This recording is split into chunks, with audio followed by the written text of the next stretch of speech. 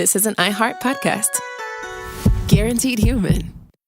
Work can be a little weird. Cringy training seminars, coworkers who won't stop talking about their plant, forgetting the mute button at an inopportune moment. We have to deal with a lot on any given workday. Sometimes it can feel hard to thrive and move forward in your career. Well, that's where LinkedIn comes in. LinkedIn helps you get ideas and insights from experts in your field, connect with people professionally, grow your network, and access tools designed to help you find the right fit for your next role. Whether you're just getting started, figuring out your next move, or looking to accelerate your career, LinkedIn is built to support you at every stage because LinkedIn is the network that works for you. Visit linkedin.com/knowstuff to learn more.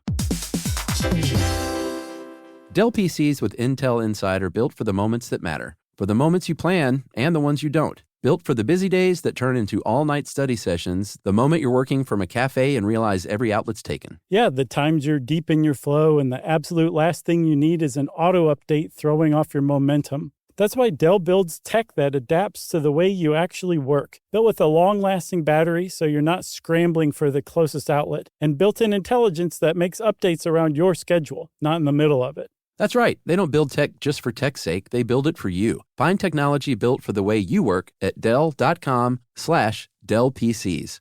Built for you. Welcome to Stuff You Should Know, a production of iHeartRadio.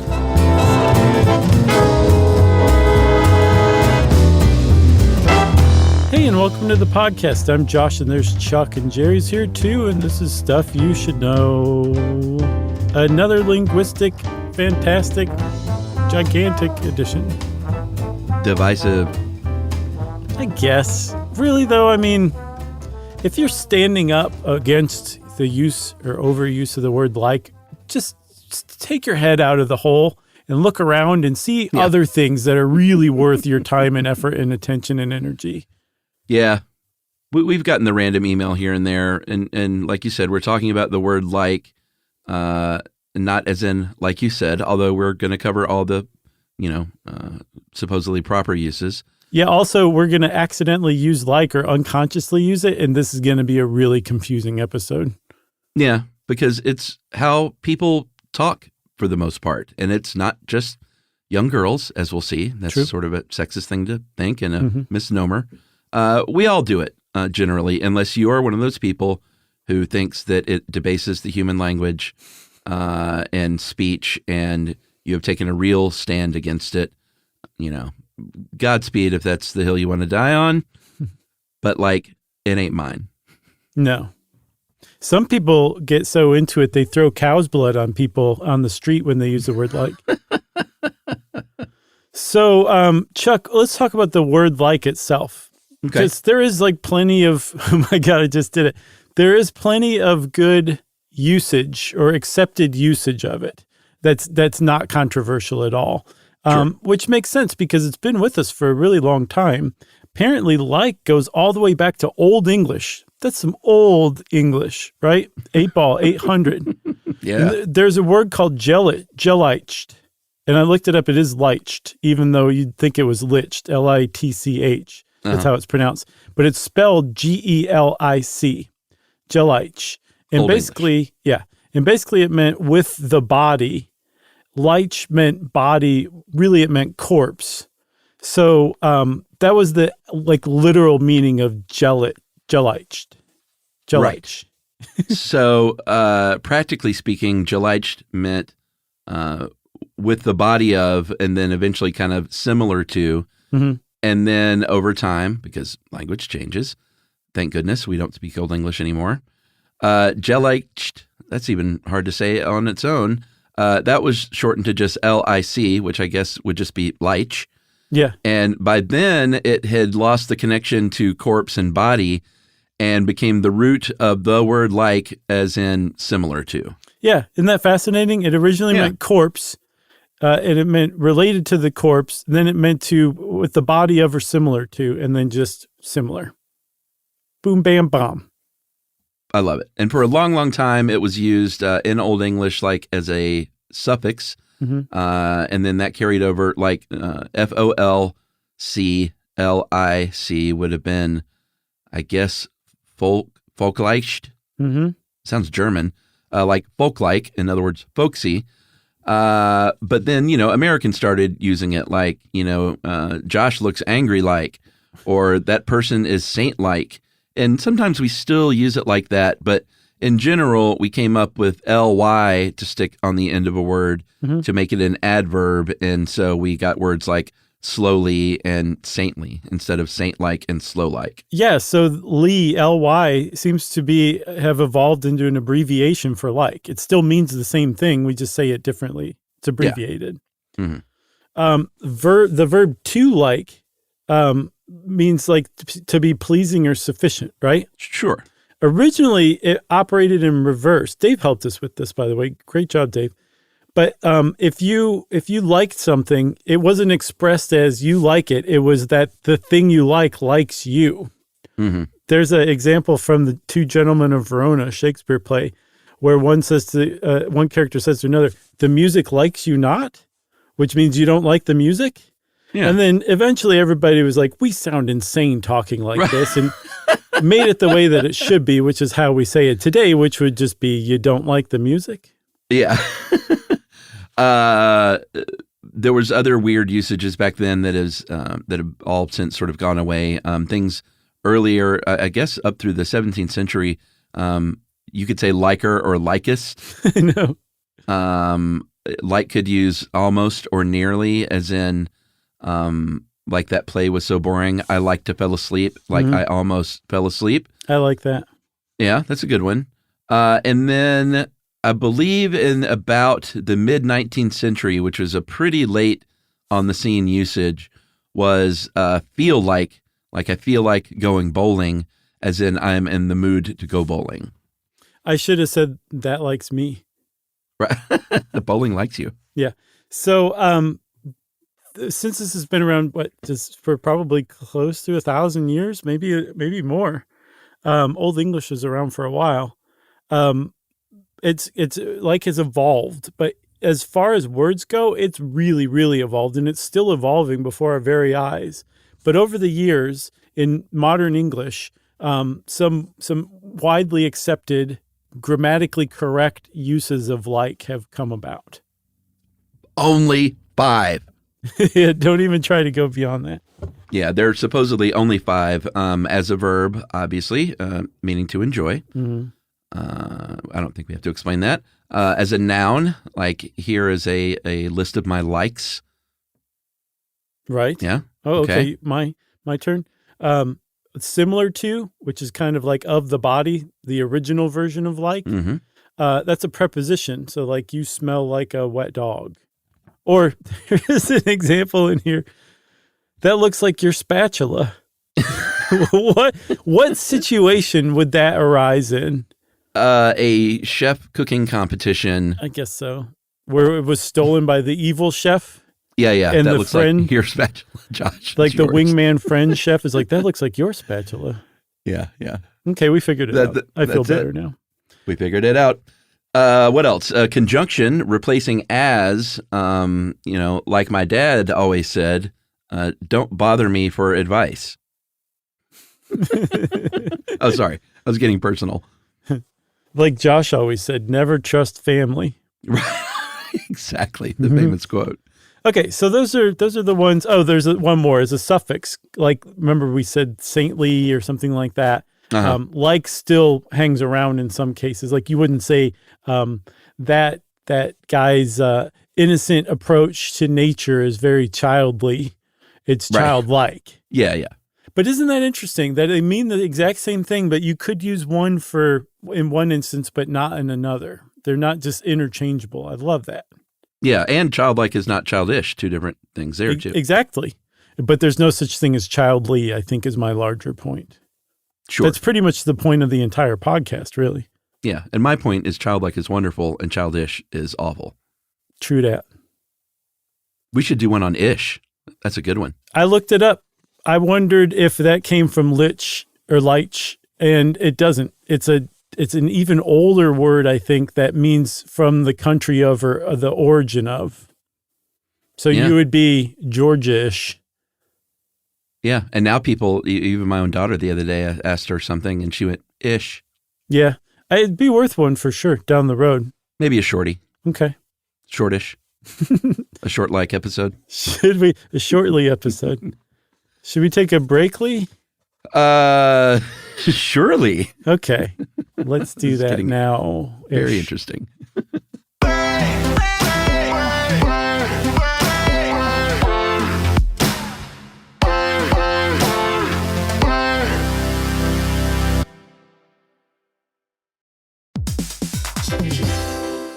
Hey everybody, we're here to talk to you about Wayfair, who believes that spaces should be functional, they should be comfortable, they should be well-designed, and they can be well-designed by you with their help. Your updated space should feel more comfortable, inviting, and practical for everyday use. And we're talking about outdoor seating. We're talking about grills. We're talking about major appliances. If you need storage solutions, Wayfair can help you out. Patio lighting, rugs, decor. It is your one-stop shop for home. Yeah. I mean, it's getting nice out, so it's time to think about living outdoors for the next few months. And Wayfair knows that outdoor furniture, it's heavy, it's intimidating to assemble. So Wayfair has stepped in and said, we're going to handle the hard part so you don't have to. That's right. You can shop Wayfair Verified, your shortcut to the good stuff. And that means their team of product specialists are going to vet everything by hand using a 10-point inspection, testing things like, quality materials, functionality, and features, and even how long it takes to build that piece of furniture. And the overall experience save time, reduce hassle, and improved convenience. Patio season is here, and these deals won't last. So head to wayfair.com right now to get your outdoor space ready for way less. That's WAYFAIR.com. Wayfair, every style, every home.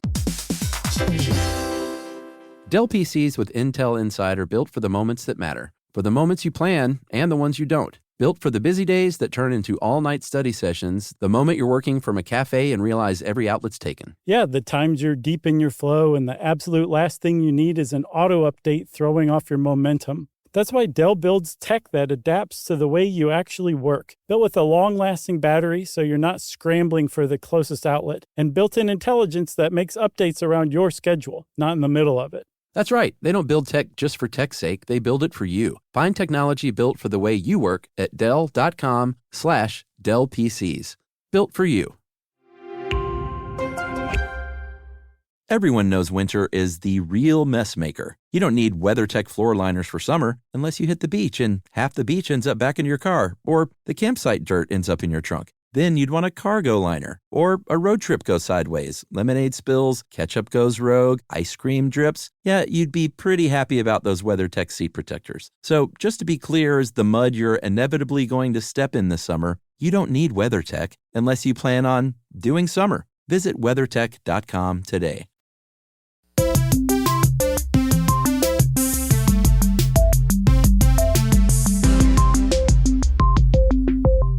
I just got to say, this is getting pretty fun. You knew it was going to be. Yeah. Right? I didn't know. Sure. Okay. I figured we'd be slinging the slang. And that's where we come to now, actually. Good setup, me. The slang of like is where some people tend to get upset. It's interesting. Dave here says most people believe that any use of like outside those acceptable ways is meaningless. I would say some people. I don't think most people believe that at all. Right. I thought that was an odd word to use too. Yeah. Come on, Dave. I can't tell you the last time I ran into anybody who really had an issue with it. We haven't gotten an email on it for a while, but every once in a while, someone will write in, and you could tell they're just like bleeding from their eyeballs. Like they hate us so much because we use the word ears. Like. Yeah. And it's just like, I can't do anything for you, man. I'm not going to stop talking the way I talk for you. Yeah. That's Sorry. just the way it is. Nothing personally. Yeah, of course. The slang that we're talking about, though, that people have a problem with, and these people are generally like, it's filler. It's not even a word. It's basically your or your You're abusing it. You're overusing it. And some people even go so far as to say, like I mentioned earlier, like you're destroying the English language. Okay. So those people just, I guess, buckle up, because this is the part we're going into now, because it turns out if you hang out with the hip linguists, they will tell you, man, like really performs a lot of like really important functions. Yeah. That's exactly what they would say to you. PhDs. Exactly. Exact like.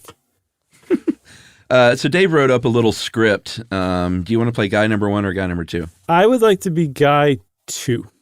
Okay. You know what's funny is this sounds like a conversation we would have. It totally does. Backstage. At the mall? Yeah. All right. Here we go. Guy number 1. That's me. Okay. Hey, Josh, have you seen what they're charging for the new Jordans? I know. They're like $1 million. Like, who can afford this stuff? I think they're like $250 at Foot Locker, which is still crazy. Like, I get that they're cool and everything, but if I paid $250 for shoes, Yumi would be like, we're getting a divorce. And scene.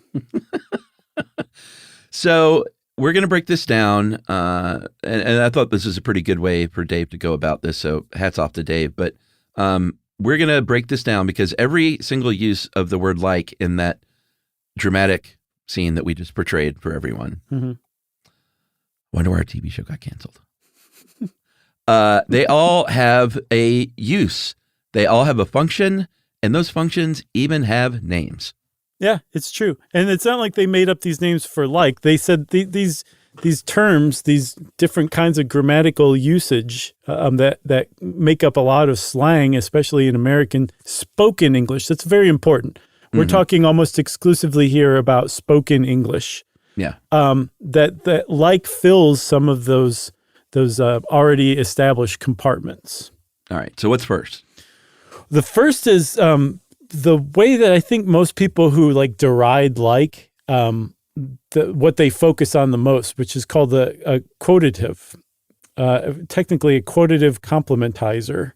Yeah. Which basically, what you're saying that it sets up an impression, a paraphrase of what another person had said, would said, might say. Like when I said Yumi would be like, we're getting a divorce. I'm not expecting you to believe in that conversation that Yumi told me that she's going to divorce me if I spend $250 on some Air Jordans. Mm-hmm. But you know that the sentiment is generally true, maybe if a little exaggerated. So what that like is doing right there is signaling to you in conversation, hey, take what I'm saying with a grain of salt here. I'm fudging a little bit, but I'm still just trying to get a general point across. Yeah, and also, Dave points out, it can also be used to set up like a mimic or like an impression of the speaker. Mm-hmm. You didn't do it there because you're respectful of Yumi, right? But another gentleman might say, my wife would be like, we're getting a divorce. Right. Or something like that. Yeah. It is used a lot of times to set up, or let's say it was Sammy Davis Jr. Okay. Sammy would be like, hey, babe, I'm going to file tomorrow for divorce. That was lovely. That was love-like. So the next thing we can talk about is the approximate adverb usage in this scene. That is when it's used, and this is very, very common. This is when it's used to mean, around, pretty much, more or less, just about. Like when I said, I think they're like $250 at Foot Locker. Mm-hmm. That means, there were 200 or 300 people there. Like there were like 200 or 300 people there. The bill was like $70 or something. That means you're rounding up or you're approximating something. Yeah, and again, in this sense too, like signals to the listener, like, hey, don't fully take what I'm saying as fact. I'm not trying to be 100% accurate here. I'm trying to get a general idea across that this is really expensive. I saw a paper in the journal Autism and Developmental Language Impairments by Jones, Zane, and Grossman, 2022. Red hot, still off the presses. Yeah. And they use this example of somebody saying like, I have like 100 pair of shoes, right? You could have 40 pairs of shoes. And because you use the word like, that still gets the point across. And you're communicating in like a still essentially an accurate way. What you're saying is, I have a lot of shoes. Now it's actually 60 less than the number I just threw out, but it doesn't matter because 40 is still a pretty big number. Right. What a like is doing here is standing in for approximately. And in this case, approximately wouldn't work because if you said, I have approximately 100 shoes and you actually have 40, that number is so way off that you're essentially either lying or totally incorrect. Like scuttles all that and says, hey, just go with me here a little bit. I'm just saying I have a bunch of shoes. Yeah, it really covers your bases. That's a legitimate function of conversation. No, absolutely. I do want to poke Dave here just once because one example he used was the movie starts at like 2 or 3. I'm like, well, that's the case, That's Dave. kind of important. You should be pretty specific. Dave's always late. We just He's always late outed for him. movies. All right, what's next? We have the discourse marker, right? Yeah, this is pretty important too. Right. So this is probably something that you didn't know that it was called this, but we all use discourse markers all the time. He found another linguist named Anne Curzan who has this analogy where it's like a discourse marker is like a traffic signal or road sign that help you navigate spoken English. Mm-hmm. And like is very versatile in this function because it can mean a bunch of different things as a discourse marker. The first of which, like you said, it could be exaggeration. Mm-hmm. In this case of our scene, I know these Jordans are like $1 million. You know, it's obviously not $1 million, but it sets it up as I'm clearly exaggerating. Yeah, it's similar to the pair of shoes thing too, where if I said, I know they're $1 million, you'd be like, no, they're not. That's a little high. I am from Russia. Right. In Mother Russia, Air Jordans by you. In Russia, music likes you not. It can be used Yakov. as a discourse marker for emphasis in our scene. Have you seen what they're charging for these new Air Jordans? Mm-hmm. So like just sort of emphasizes scene, and it just sort of pumps up that like, hey, it's something outrageous is about to come your way. Yeah. Another one is like, let me elaborate. So when I think I said, like, who can afford this stuff? I'm actually elaborating on a previous sentence about how expensive they are. Mm-hmm. So they're really expensive. Let me elaborate. Who out there could afford this stuff? That's how expensive they are. Just adding like right there cuts down on all that extra fat. It trims it like a Packer in 1906 in Chicago. Yeah, and you know, there are probably people out there that are saying, well, you could drop the word like in a lot of these instances, maybe not the $1 million one and stuff like that, but you could say in that sentence, who can afford this stuff? And I get that, but that doesn't mean that putting like in is bad necessarily. Right. And who wants to sound like Larry David all the time? Right. Nobody. Larry David. Yeah, I guess. What else? What's surprise? It's funny. It gets across surprise, but you have to use it in a really unsurprised tone for it to be effective. So, for example, if somebody you would not expect showed up at a party and you went, she's here, you can kind of get that across. Like I'm really surprised that she's here. I'm maybe a little chilled that she's here. She should not be here, that kind of thing. But if you say she's like here, that really gets it across a little better. But you can't be like, she's like here. That doesn't work. You have to tone it down and do the opposite, and then it conveys surprise. It's fascinating. It's amazing that this is how we talk, and nobody's writing this stuff down. The linguists are writing this stuff down from studying what people are doing in real time in conversation. This is not part of like the modern language association's like handbook. Yeah. For sure. The last one we're going to talk about is as a discourse particle, and this is the one. This is the real bad guy as far as like haters go, don't you think? Probably, yeah.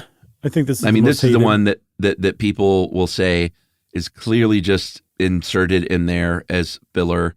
It is the one that is infecting our language, is this discourse particle use. And that is, I believe the woman who wrote the book, Alexandra Darcy, she's a linguist, said, I believe a PhD, if I'm not mistaken, said that using it as a discourse particle doesn't change the meaning of a sentence necessarily, but it does set a tone and operates in the interpersonal realm.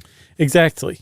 Right. So For example, if you are talking about somebody who you just, like they've made some bad life choices or whatever, and you're expressing this to somebody else, but you don't want to make it sound like you don't like that person. Like you want to express that you still like that person, but they've made some bad life choices and you're a little disappointed in that. You could say two things. You could say, I love her, but she's dumb. Right? Uh-huh. If you sound kind of like a jerk. So what you can do is use like. You can pepper sentences with like to kind of pad it. For example, you would say, like, I love her, but she's like dumb. It gets across to the listener, like, hey, I still care about this person. I'm not really putting them down. I'm just trying to get across some stuff that I'm just getting something off my chest here between you and me. Yeah, absolutely. It works as a softener, like this example too. If someone asks you to go do something, like, hey, Josh, you want to go to dinner? And you said, sorry, I'm tired.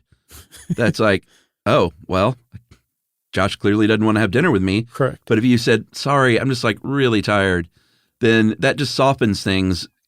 Like the interpretation is, I would really love to go to dinner with you, but I'm tired. Correct. And you don't have to say all that other stuff. No, it's a softener. That's a really great way to put it. I think that's how John McWhorter put it, the linguist.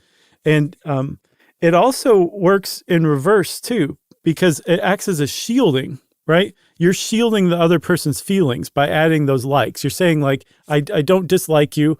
I'm not trying to be mean here. I know you're probably going to be disappointed. So I want to just kind of get this information across as gently as possible. And peppering it with likes does that. But like I said, it works in reverse. It shields the speaker too, in some cases. It acts as a hedge to where you are saying, you're giving yourself plausible deniability. You're not saying I'm 100% confident in what I'm saying. I'm pretty sure, but because I'm adding like, it's hedging it so that if I'm wrong, it's not the end of the world. It's not that much egg on my face. So if somebody asked what you were or what you did for a living, and I didn't know, I could say, I think like he's a podcaster, or I think he's like a podcaster. That's like, it just hedges it a little bit, and it protects the speaker in this case rather than protects the receiver, but it's the same function essentially. Yeah, I mean, we do that all the time when we're just pulling something off the dome we're not sure about. Yeah, but people still email in and tell me how wrong I am. Well, Alexandria Darcy would say that if you use like as a discourse particle, then that means that you are emotionally intelligent. Yeah. That means you have very much an awareness of who you're speaking to and how your words are being received. And there have been studies that have shown that when people hear speech that do not have like or other discourse particles, that and is another one, that people sound robotic and unfriendly and unnatural, and that these discourse particles conversationally make people feel at ease. Mm-hmm. It's almost like hard water, and the likes are water softeners. Right. It's the best I can come up with. Should we take another break? Yes. All right. We will be right back.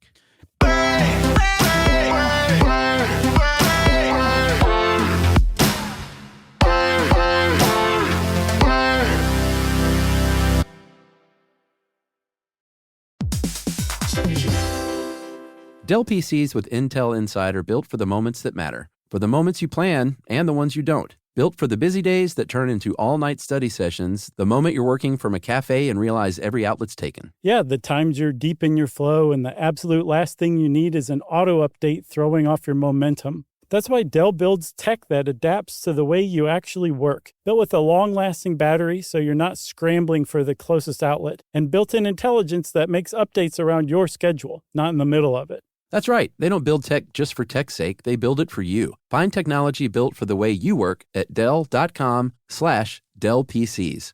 Built for you.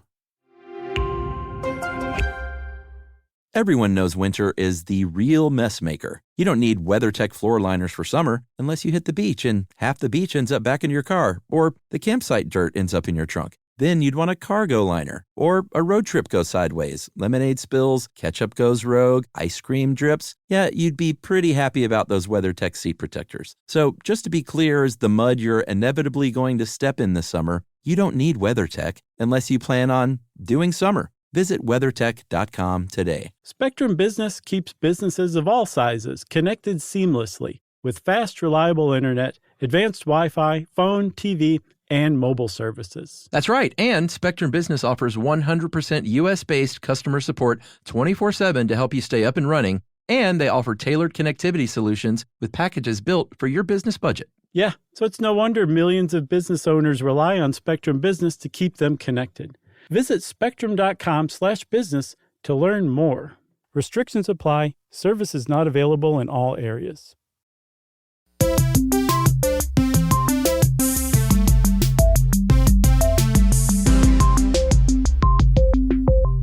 So, Chuck, if you ask people, even people who use the word like where did the use of like come from? When did we start using like in English, spoken English? Most people would, if given the chance to think about it, say Valley Girls. Yeah, I'm pretty sure it's Valley Girls. Valley Girls or Teletubbies, one of the two. And you'd be like, it wasn't Teletubbies. But also, it wasn't Valley Girls. Valley Girls popularized it, but we were using like way before. But one of the reasons why people think Valley Girls is in part because of a 1982 song by Frank Zappa that introduced Valley Girls to the United States. Like, they were pretty much confined to the San Fernando Valley until that Frank Zappa song came along, I think. Yeah, and this is, part of Greater Los Angeles, if you're not familiar. But in 82, he put out the song Valley Girl with his daughter Moon Zappa, and it really, sort of mocked that way of speaking. The movie Valley Girl was it was not for the movie. The movie came out a year later, and that obviously made it even more popular.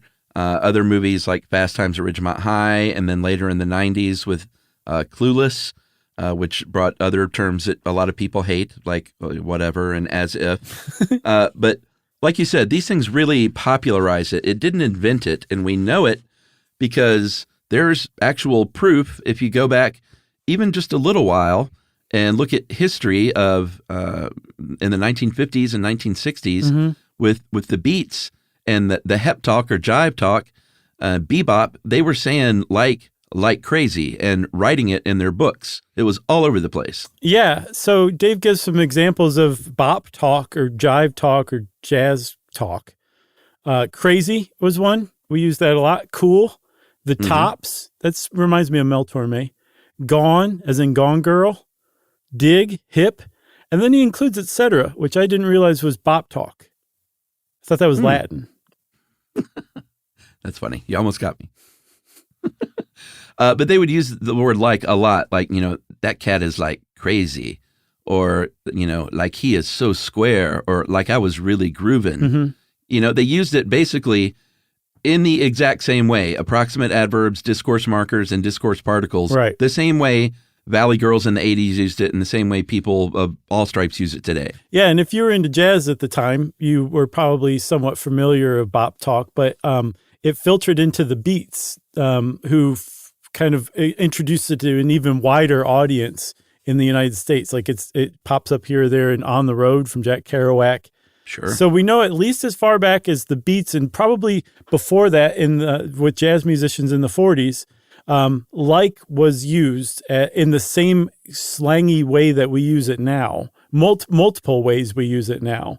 But that the Valley Girls are the ones that seem to have introduced, or at least popularized, the latest version or use of like, which is that quotative version where it sets up a paraphrase quote. Yeah, and I think they did not find, and they dug around. I believe that Darcy in her book found uses in England in the 19th century where they would use the word like in several different ways that we use it now. But that one, the what was it called again? What? The quotative use? Yeah, the quotative. That's the one that seems to have really been truly born in the 80s. Yeah. And it's probable or possible that Valley Girls did not make that up, but it became part of Valley Girl Val speak along with like Gag Me with the Spoon and Totally Tubular. And, All teenagers talk like that back then. yeah, but apparently ground zero for it was the Valley, that's where it emerged from. At the very least, that's where people thought that it emerged from. Like I think it's that. Kids in Ohio weren't necessarily talking like that. I know my sisters didn't talk like that until those movies came out. I heard stuff like that. I think it popularized it, but I think teenagers were, I mean, maybe not some of the particular phrases, but the use of like, was definitely around before that movie. Okay. No, for sure. I mean, for sure. Popularly. Right. Okay, but most people point to or were exposed to it from Valley Girls. Not the movie, yeah. I'm saying like the concept, the social trend, Valley Girls. Right, okay. Because of the movie. Right. So that's the one that most people associate with Valley Girls for a reason. They're the ones who popularize it, but people blame Valley Girls for the whole use of like in a lot of ways. And it's kind of translated since the early 80s into young girls. You don't have to be Valley Girls. Like the idea is just young girls talk like that. They're the ones who use like all the time. They're infecting the language. That's what some people think. And that apparently is not just incorrect factually, it's pretty sexist in the way that Disco Demolition Night riot, where people were just going crazy on disco records in Chicago, was homophobic. Yeah. And racist. Yeah, for sure. Yeah. I mean, there's a history that still goes on today of sort of thinly veiled, coded, like it's okay to, like it's not okay to make fun of someone because of, their age or because of their gender identity or their ethnicity or something. But it's still generally okay to make fun of the way someone might talk. And that oftentimes is coded, in this case, for young women. Yeah, because kind of as a rule, the intellectual contributions of young women in the United States there's not a huge high emphasis on them. Traditionally, there hasn't been, especially among older men. They're very much looked down upon. But again, you can't just be like, you're stupid because you're a 20-year-old girl. But you could say, like, you sound really immature because you use like a lot. It's still the same thing. You've just found a different entree into devaluing that person's contributions or that group's contributions. Yeah. Well, I mean, you need not look any further than someone like Greta Thunberg. Does she use like a lot? No, I'm just talking about when she first came on the scene. Yeah.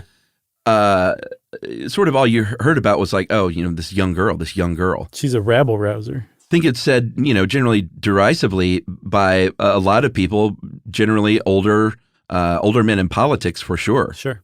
Yeah, no, that's a great example of it. So I said factually that doesn't make, it's not accurate. Our linguist heroes, Darcy and Catherine Kinsler, and others have studied this. They actually do studies to find out who actually uses like, and they found that in general, just using like, men and women use it with about the same frequency. But when you dig down a little further, you drill down into it to get into the real granular meat of the whole subject, kind of like a 1906 Packer in Chicago with a really sharp knife and tuberculosis, you find that there are distinctions between age and gender that in the use of like in different ways. Yeah, for sure. So what they found was for the approximate adverb form, meaning, almost or just about, men and women use it equally. The discourse particle, like the softener or the interpersonal like, men actually use it more frequently than women. The discourse particle form, like, what's a good example there? The discourse marker would be like emphasis, like have you seen? Oh, okay. Yeah. That one, they found that women do use it more frequently. Mm-hmm. The big one was the new kid on the block in the 80s, a quotative complementizer. It's such a stupid word. It really is. That's the one that is significantly used more frequently by women than men. Yeah. So, yeah, and also there's this idea that it's just the younger generations that use it, and the younger generations definitely use it more frequently, and in more interesting and diverse ways, but it still filters to other age groups. And there's apparently Darcy included some quotes from Brits in their 70s to 90s who were using like in ways that we recognize as the slang uses of like. Like one of them says, a 75-year-old respondent said, they were just like sitting, waiting to die. Can you do a 75-year-old British woman impression? I don't think so. Oh, okay. Yeah, I mean, clear examples of people of a certain age using the word like. The one big exception is the quotative like, which supposedly women use, or not supposedly, I guess they found in their study, use more than men. And it's also almost exclusively used by younger people. But again, younger people are always the ones that are changing language and thinking up new words and trying out new usages since the beginning of time. Yeah. So there's a larger question that we still haven't fully answered. And that is, like, do the people who hate like and say it's infecting the language, do they have a point? And it turns out the answer is no, not really. They have some sort of weird personal vendetta, which may or may not be sexist in nature or ageist at least. That if you look at how the word like is used, it provides all sorts of unique functions that other words don't necessarily fill. Like, remember I said approximately would work in some cases, but not in other cases. Like has carved, or we've used like to carve out or fill voids that no other words had filled before in spoken English language. And yes, it looks weird on paper, but we're not talking about on paper. We're talking about in a conversation. And like is a way that people make sure that you're with them still when they're talking to you, that you feel included, that your feelings are being acknowledged. It provides all sorts of really interesting functions.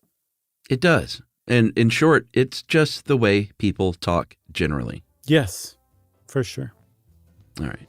Well, if you want to know more about like, just start listening and you will drive yourself mad. And if you don't feel like doing that, just read some linguistic papers on it. There's some interesting stuff out there. And since I said that, it's time for listener mail. I'm going to call this Simpsons Clue, the board game. All right, yeah. Hey guys, just finished the episode on Clue. I am so excited to tell you this about the Simpsons Clue board game. Maybe you saw it in your research, but it is so on brand for you two. I had to make sure that you were aware of its existence. In the game, Mr. Burns is murdered, and the characters are Marge as Mrs. Peacock, Homer as Mr. Green, Lisa as Miss Scarlet, Bart as Professor Plum, Krusty as Colonel Mustard, and Smithers as Mrs. White. Apparently, this was later changed. Okay. The weapons included Lisa's saxophone, plutonium rod, Bart's slingshot, Lisa's necklace, extendo glove, and a poisoned donut. The locations are obviously all around Springfield. You got Moe's, the retirement castle, the Simpsons house, Mr. Burns' office, and the Quickie Mart. And of course, there are lots of Easter eggs. It's just so perfect.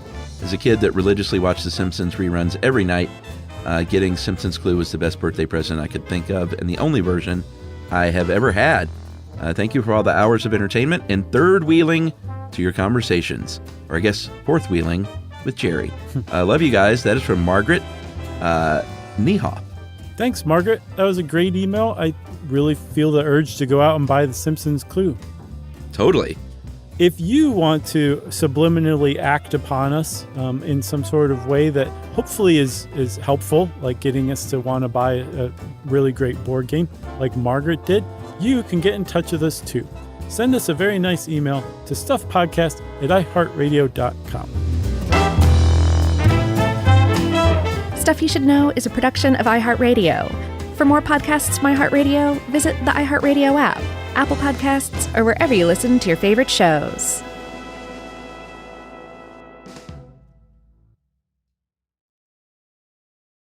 Introducing the all-new Mazda CX-5, featuring more connection. Hey Google, where's the nearest Pilates class?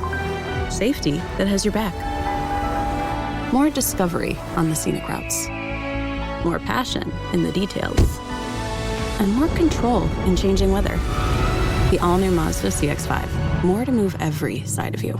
See it in 5 films at MazdaUSA.com/5sides. Google is a trademark of Google LLC. Sequences shortened and simulated. Everyone knows winter is the real mess maker. You don't need WeatherTech floor liners for summer unless you hit the beach and half the beach ends up back in your car, or the campsite dirt ends up in your trunk. Then you'd want a cargo liner, or a road trip goes sideways, lemonade spills, ketchup goes rogue, ice cream drips. Yeah, you'd be pretty happy about those WeatherTech seat protectors. So just to be clear, as the mud you're inevitably going to step in this summer, you don't need WeatherTech unless you plan on doing summer. Visit WeatherTech.com today. When it comes to small business, people want to talk to people, not bots, not voicemail. Your customers or clients want a real human connection, and that's exactly what they get with Ruby. Ruby is the virtual receptionist company that takes care of your callers when you're unavailable, in the middle of something, or just don't want to pick up. They can answer, screen, and transfer calls, as well as take messages, collect payments, book appointments, and more. All while saving you time and making the people you serve feel special. It's available 24/7, 365 days a year, and is 100% based in the U.S. See how it works at ruby.com, or better yet, give them a call at 844-900-RUBY. This is an iHeart podcast. Guaranteed human.